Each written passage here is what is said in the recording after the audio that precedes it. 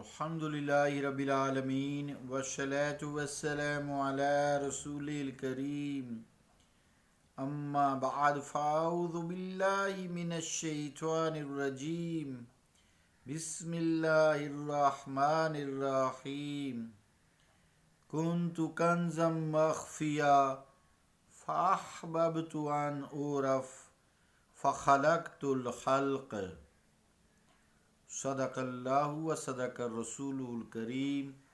عزیزان گرامی قدر، السلام علیکم ورحمۃ اللہ وبرکاتہ۔ حدیث قدسی کا ترجمہ سماعت فرمائیں۔ میں چھپا ہوا خزانہ تھا، پس میں نے چاہا کہ میری پہچان ہو، پس میں نے مخلوق کو تخلیق کر دیا۔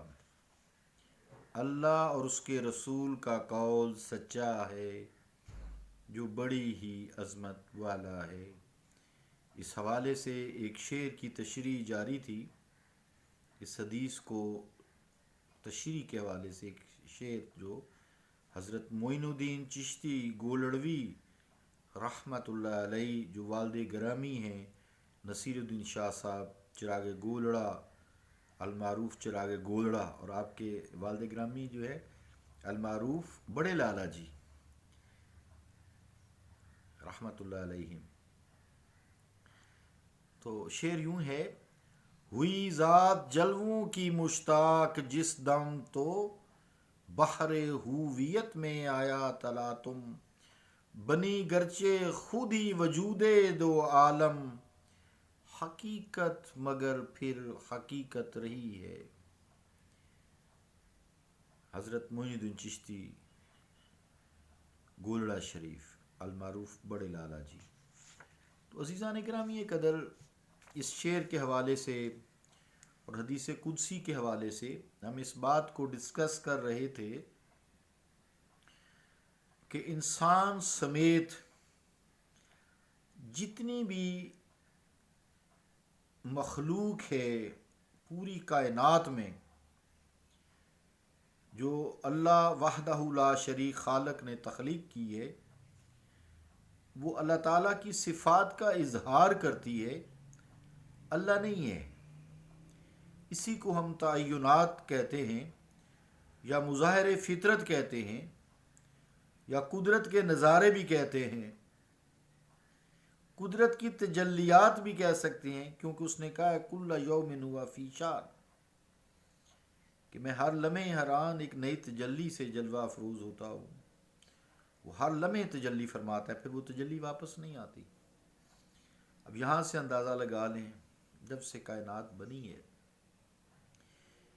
ان باتوں کو سمجھانے کے لیے اللہ وحدہ لا شریک ہے، اصل میں تصوف توحید کا درس ہے۔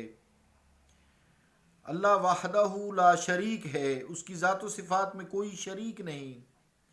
یہ ساری چیزیں اس کی صفات کو ظاہر تو کرتی ہیں، لیکن اس کی صفات کی حقیقت ہی رہتی ہے۔ یہ سب مجاز ہیں، سب فانی ہیں، اللہ کی صفات باقی ہیں، صرف وہ اظہار کرتی ہیں، جسے کہتے ہیں نا کہ ایڈورٹیزمنٹ کرتی ہیں اللہ تعالیٰ کی صفات کی۔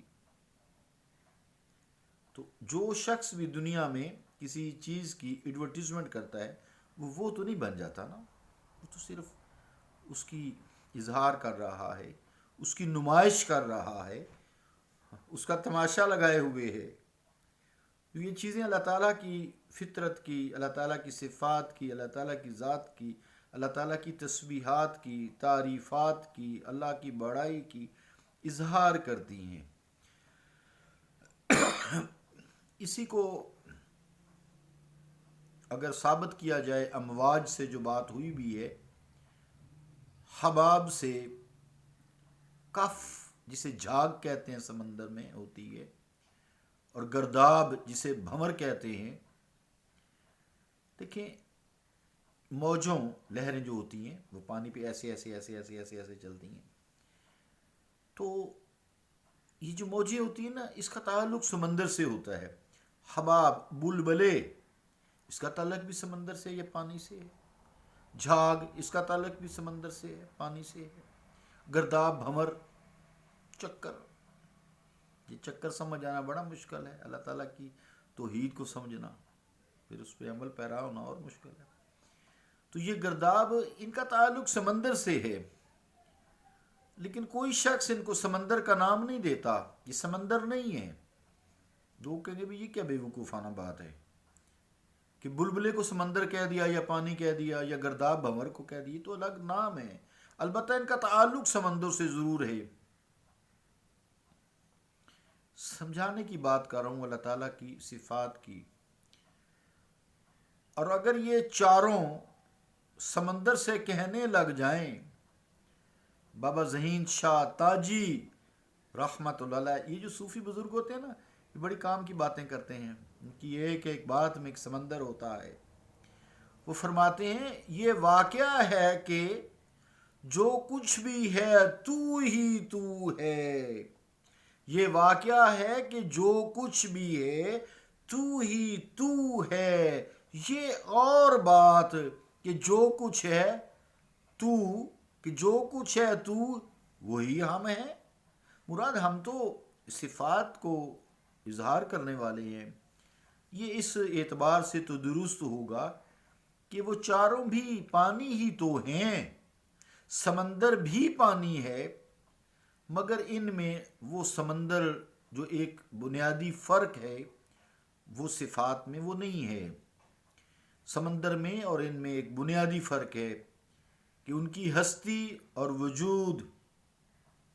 وجود باہر کی مرہون منت ہیں. یعنی اگر پانی سے پیچھے سے پانی کی قوت ہٹا لی جائے تو یہ چیزیں فنا ہو جاتی ہیں. غبارے کے اندر ہوا ہوتی ہے نا، بلبلے کے اندر بھی ہوا ہوتی ہے، اس کو پھاڑ دیں آپ تنکے سے یا کانٹے سے یا اس سے سوئی سے، جیسے بھی پھونک مار دیں، تو وہ جب پھٹ جاتا ہے تو ہوا ختم، بلبلا گیا ختم، اس کا کوئی وجود نہیں رہتا. یعنی ان کا وجود سمندر کے وجود سے قائم ہے. اسی طرح اللہ تعالیٰ جو وحدت الوجود ہے، وحدت الشہود ہے، اس کے وجود سے ساری خلقت، ساری کائنات کا وجود قائم ہے. وہ حی قیوم ہے، اپنی ذات سے زندہ ہے، اپنی ذات سے قائم ہے، اور مخلوق کو جب تک وہ چاہے قائم اور زندہ رکھے ہوئے ہے. جب حکم ہوگا فنا ہو جاتی ہیں. اس کو فنا نہیں ہے مالک کو، وحدہ لا شریک ہے، اس کی ذات و صفات میں کوئی شریک نہیں ہے. علامہ اقبال رحمۃ اللہ علیہ نے بھی یہی فرمایا تھا کہ موج ہے دریا میں اور بیرون دریا کچھ نہیں. موج ہے دریا میں اور بیرون دریا کچھ نہیں. یہ ایک میں تھوڑی سی نصیر الدین شاہ صاحب کے حوالے سے، یہ سارا فیض ادھر سے ہی ہے، ان کے حوالے سے میں ایک جو انہوں نے تشریح کی ہے نا کہ اکثر لوگ جو حباب ہے، ہا کو پیش سے پڑھتے ہیں، یعنی حباب کہتے ہیں.